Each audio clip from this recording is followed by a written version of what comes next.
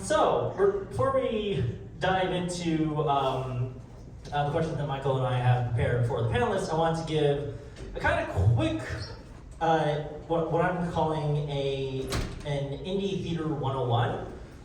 Basically for anyone who is not from the city or maybe is a little bit less familiar of how the theater industry is set up.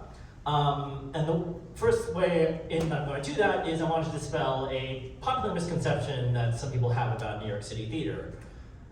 So when I was growing up, I always pictured theater in New York kind of like this. Broadway at the top, off-Broadway below it, and then off-Broadway below that. And that you would hypothetically start in off-Broadway, build credits there, eventually graduate to off-Broadway, build credits there, and then the pinnacle would be Broadway.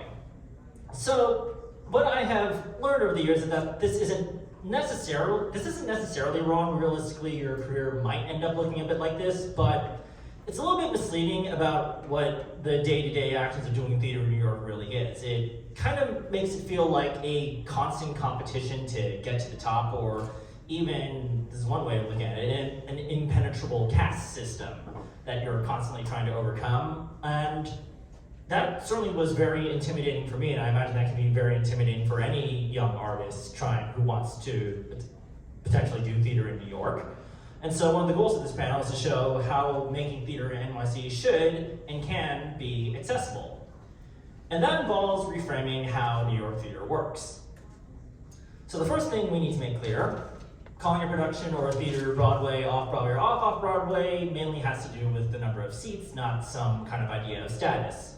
So does anyone here know what the minimum number of seats required by the Broadway League is to be considered a Broadway theater? You can just shout it out. 500. 500, yeah, exactly. What's the minimum for an off-Broadway theater? 100. 100, yep. And so, obviously there's a couple more rules than that, but that's more or less the truth of what this image really represents. How many people can see a show? Yes, one. There can be one audience. Yeah. So, what's potentially a better way of looking at things? Well, a framework I found helpful is establishment versus non-establishment. So establishment, or mainstream, covers commercial theater and major nonprofit theater. Commercial, everything on Broadway, but also a few off-Broadway theaters like Stage 42 or New World, where Puffs played. And then nonprofit refers to the major nonprofits that mainly operate off-Broadway, although a few do some Broadway programming roundabout, Lincoln Center, Second Stage, you get the gist. And these nonprofits are historically considered part of the pipeline of a show eventually having a commercial run on Broadway, so your average Rent, Stereophonic, Fun Home.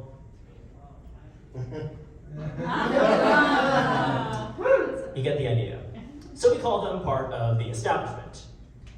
To be clear, I'm describing this all in extremely broad strokes, because if I really went into detail, this would basically be the only thing that this panel would cover.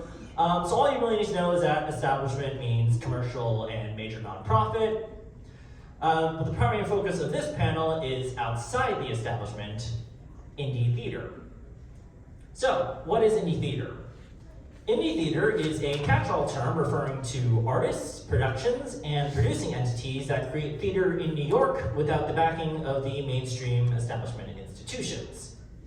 So no two producing models are alike, but we've identified three common threads: no permanent physical space, minimal budget, and a focus on artistic goals.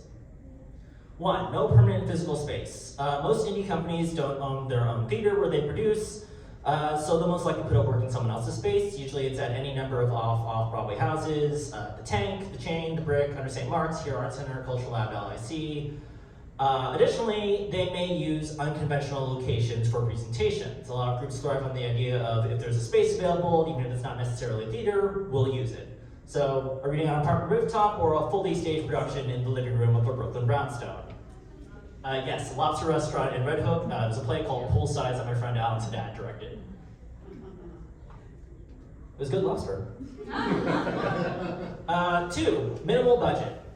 So you probably won't see any big set pieces or elaborate costumes. Whatever money your company has available is spent on, say, procuring a space and ideally paying collaborators. There's probably going to be a lot of pulling resources, like grabbing things that you already own.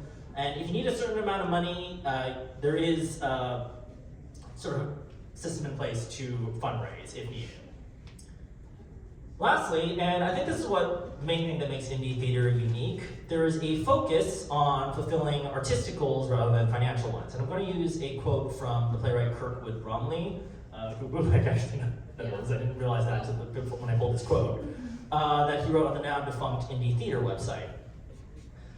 I'm describing artist-driven theater as opposed to producer-driven theater. That which, at every point in its development, answers the question, what do we do here, with the answer, whatever the artists want, not with whatever the producer wants. Theater that has as its sole goal the creation of something satisfying to the involved artist's sensibilities, not the creation of something gratifying to the involved producer's financial portfolio and its budgetary outlays and speculations. Theater that is done to please the audience as the artist imagines it, not as the producer imagines it. So to put it all in perspective, commercial theater does art to make its producers money. The major nonprofits cater to their subscriber base and maintaining or growing that.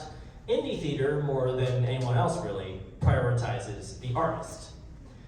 And actually, that last point brings me to one last thought. So we've been describing this as like a binary of establishment versus not establishment. But as many of you are probably aware at this point, binaries aren't always as real as we as society give to them. Because really, there's no reason that you can do both. As a matter of fact, most of the people on this panel have worked or are currently working in the world that we have defined as the establishment, all while still making indie theater. Because what you will quickly find from even only a few months of working in the New York theater scene is that there's really not that much of a difference between people who work on Broadway, off, and off. It's all one community making art, just with different priorities.